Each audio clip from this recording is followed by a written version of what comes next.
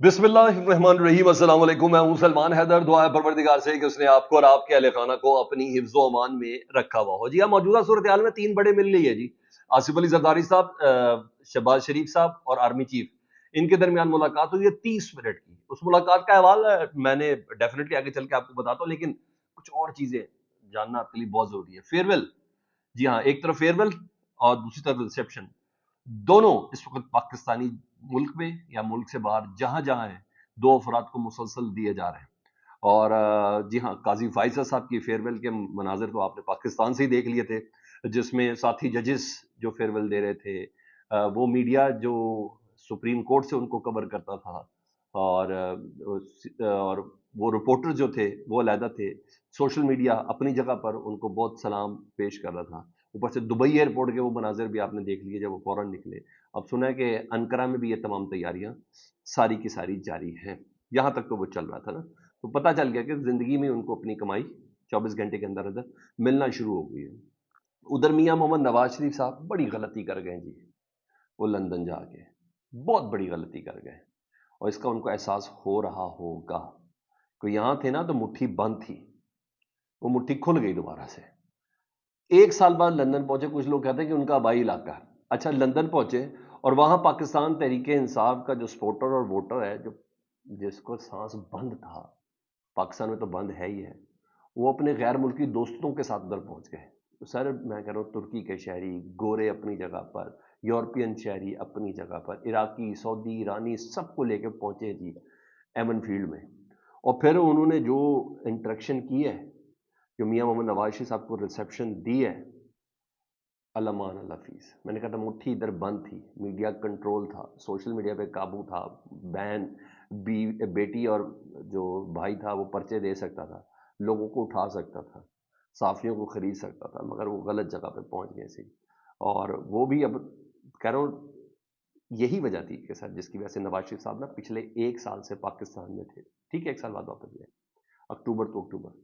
उन्होंने कोई public interaction नहीं की थी, कोई भी की तो ज़्यादा, तो कोई रिकॉर्डेड वीडियो पैगाम था वो उन्होंने बात कर ली, और ये अपने लोगों में बात कर ली, इतना इतना मास्क पहन के वो कर रहे थे।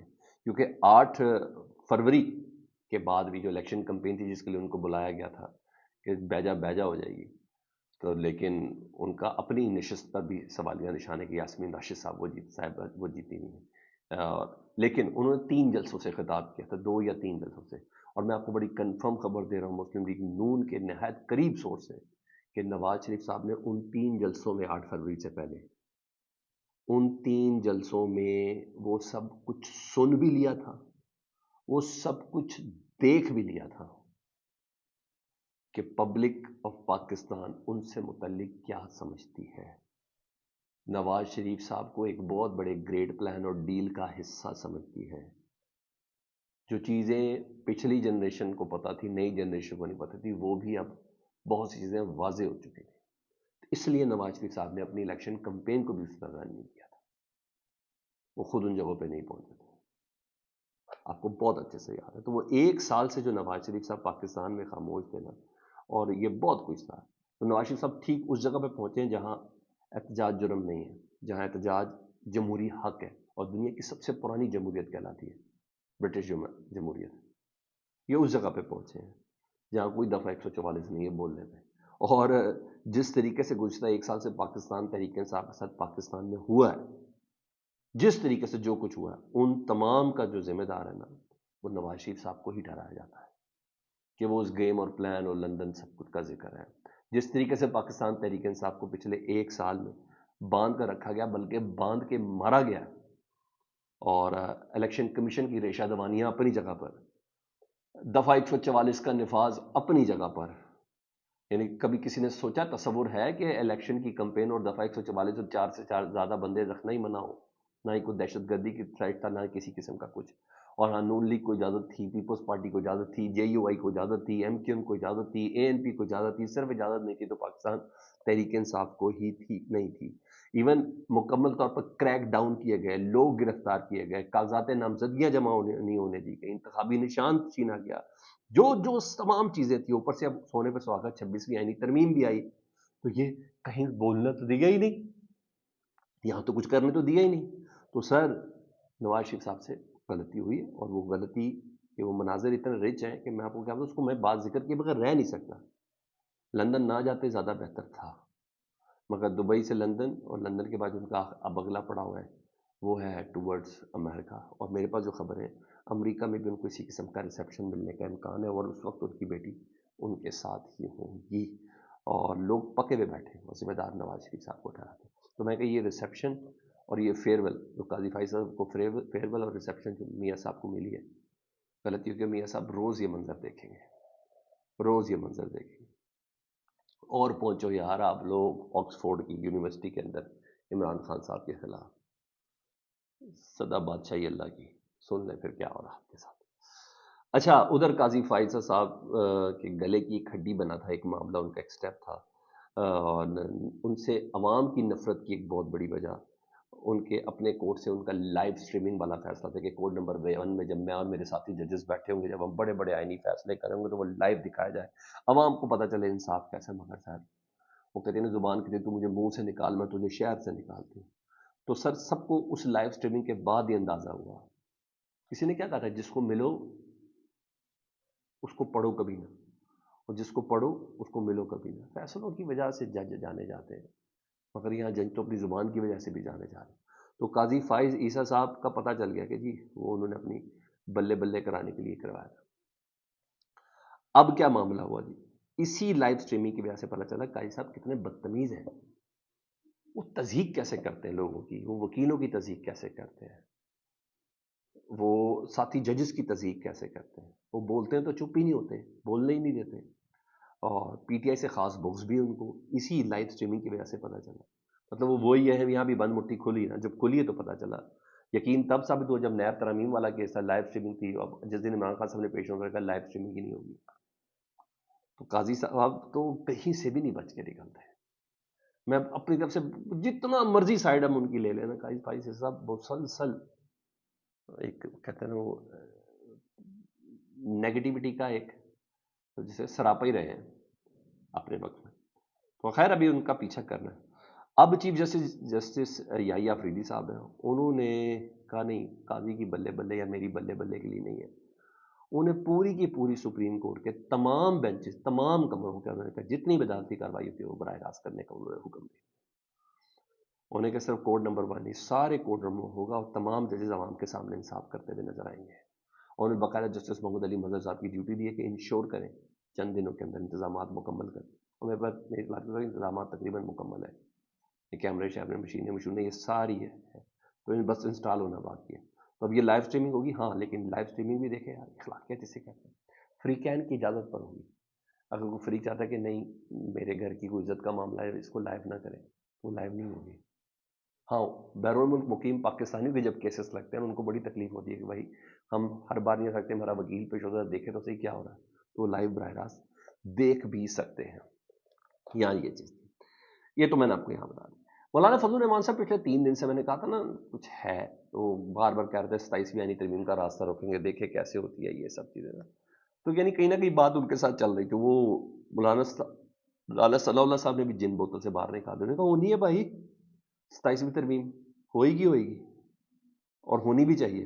اور یہ کام کر رہے ہیں، ہم ملٹری کورٹس بھی بنائیں گے، اس پر بھی بات ہوگی. اس لیے مولانا فضل الرحمان صاحب میرا خیال کہہ رہے تھے کہ مزاحمت ہوگی کہ مولانا کو پتا کہ 27ویں ترمیم میں ہوگا کیا کیا اور کیا چیزیں ہیں. اور انہوں نے کہا تھا سنگین مزاحمت کریں. اب یہ نہ ہو مزاحمت کرتے کرتے مولانا صاحب مان جائیں، علیحدہ بات ہے، لیکن مولانا صاحب کے بغیر بھی آئینی ترمیم کر لیں گے. بڑے ٹولز ہیں سر، عزت کس کو پیاری نہیں، جان کس کو پیاری نہیں، یہ پیسہ کس کو پیارا نہیں. کیا پتہ اس باری فیصل واڈا صاحب والی بات ہو جائے، وہ ڈگی کھل جائے، تو چاہے تو وہ سب کچھ ہو سکتا ہے یار، اس ملک کے اندر سب کچھ ہو سکتا ہے. تو بہرحال یہاں یہ چیز ہے. تو مولانا رانا ثناء اللہ صاحب کہتے ہیں کہ پرائم منسٹر شہباز شریف صاحب نے اتحادی جماعتوں سے وعدہ کیا ہے کہ 27ویں آئینی ترمیم لائی جائے گی، اس میں سندھ کے بلدیاتی نظام میں فنڈز کی ڈسٹریبیوشن کی بھی کی جائے گی. وہ ایم کیو ایم کہتی ہے نا، اور بالکل بجا کہتی ہے کہ جی وفاق دیتا ہے بلدیاتی نظام کا فنڈ سندھ حکومت کو، تو وہ جو اصل نمائندے بلدیاتی ان تک وہ پہنچتا نہیں، وہی کھا پی جاتے ہیں. انہوں نے کہا ملٹری کورٹس پر بھی گفتگو ہوگی. ہم چاہتے ہیں کہ فاٹا جیسے مخصوص علاقوں میں ملٹری کورٹس قائم کی جائیں. بھائی فاٹا جیسے علاقوں میں، فاٹا کیا ہے؟ اب تو فاٹا کچھ بھی نہیں ہے. یہ تو کے پی کے کا حصہ ہے، ایک زمانہ ہوتا فیڈرل ایڈمنسٹریٹو ٹرائبل ایریا، اب تو نہیں ہے، نہ ہی پاٹا ہے۔ تو بھائی جو فاٹا کا سٹیٹس ہے نا جس کو آپ کہہ رہے ہیں، وہی لاہور کا سٹیٹس ہے، وہی کراچی، وہی اسلام آباد کا سٹیٹس ہے، وہ کسی دوسرے ملک میں نہیں ہے۔ وہ ایسا نہیں ہے جہاں پاکستان کا قانون لاگو نہیں ہوتا۔ تو کس کو چریا بنانے کی کوشش کر رہے ہیں رانا صاحب؟ وہ خصوصی عدالتیں فاٹا کے لیے نہیں ہو سکتی صرف، وہ پورے پاکستان کے لیے ہوگی، آئین میں تبدیلی ہو رہی ہے۔ تو وہ جو چیزیں ہیں بس یہ بنانے کی کوشش کر رہے ہیں۔ ہاں وہ یہ کہتے ہیں، وہ دل کا چور ہے، انہوں نے کہا ملٹری کورٹس میں عمران خان کے ساتھ کے کیسز نہیں جائیں گے اور نہ جانے چاہیے۔ رانا صاحب یہ آپ ڈیسائیڈ کریں گے؟ نہیں، you don't have power like this. جی ہاں، 26ویں ترمیم لانے کی بھی پاور آپ کے اندر نہیں تھی، نہ ہے۔ نہیں تو آج آپ کریڈٹ مولانا فضل الرحمان صاحب کو اور بلاول صاحب، آصف قاضی فائز صاحب کو نہ دے رہے ہوتے۔ ہاں، انہوں نے کہا قاضی فائز صاحب کو ہم چیف الیکشن کمشنر بھی نہیں بنا رہے، ہم نے کوئی ایسی بات بھی نہیں ہے، یہاں چیزیں۔ اچھا ایک اور بھی خبر میں آپ کے سامنے، تو انصار عباسی صاحب ایک طرف ہے، باقی لوگ دوسری باتیں کر رہے ہیں، مگر انصار عباسی صاحب کی خبر اتھینٹک بھی ہوتی ہے۔ فیصل واڈا صاحب اور وہ جو جسے کہتے ہیں راوی ہے حسن ایوب صاحب، وہ یہ گمان دینے کے ایک ڈیل ہو گئی ہے جی، بشرا بی بی کی رہائی والا معاملہ، نہ کچھ مسئلہ ایسا ہوا ہے۔ تو انصار عباسی صاحب کہتے ہیں کہ عمران خان کی اہلیہ بشرا بی بی کی رہائی میں کسی قسم کا کوئی ڈیل نہیں ہے۔ میری ایک بڑے باخبر ذریعے سے، باخبر ذریعے کیا ہوتا ہے، اسٹیبلشمنٹ کے بندے ہوں گے نا سر، انہوں نے بتایا، انہوں نے کہا میرے باخبر ذریعے سے مجھے بتایا کہ عدالت سے ضمانت کے بعد انہیں کسی اور کیس میں گرفتار نہیں کیا جائے گا اور انہیں میرٹ پر ہی ضمانت دی گئی ہے، کیس تو ان کے پاس تھا کوئی نہیں۔ انہوں نے کہا میرے باخبر ذرائع نے مجھے واضح طور پر جواب دی کہ کسی قسم کی کوئی ڈیل نہیں ہوئی، اگر ڈیل ہوئی ہوتی تو ان کو پشاور نہ جاتی۔ اور مجھے ایسا لگتا ہے کہ وہ اس تاثر کو زائل کرنا جس میں عمران خان صاحب ہر عدالت کی پیشی پہ یہی کہہ رہے تھے کہ بشرا بی بی کا کوئی گناہ نہیں ہے، ان کو اس لیے صرف اندر رکھا گیا تاکہ مجھے پریشرائز کیا جا سکے۔ اس تاثر وہ بہت زیادہ پنپ گیا تھا، بہت زیادہ ڈیولپ ہو گیا تھا۔ اب تو برطانوی ایوان نمائندگان نے بھی دوبارہ خط لکھ دیا، امریکہ تو چل گیا، پوری دنیا کے اندر یہ چلی گئی، یہ کیا کر رہے ہیں پاکستان والے؟ تو یہ سب چیز یہاں عوام صاحب ملاقات کی طرح خبر ہے جی، کل چیف جسٹس یحییٰ آفریدی صاحب کی تقریب حلف برداری تھی، سب لوگ موجود تھے، آرمی چیف اور سیکیورٹی چیف یہ تمام ادھر موجود تھے۔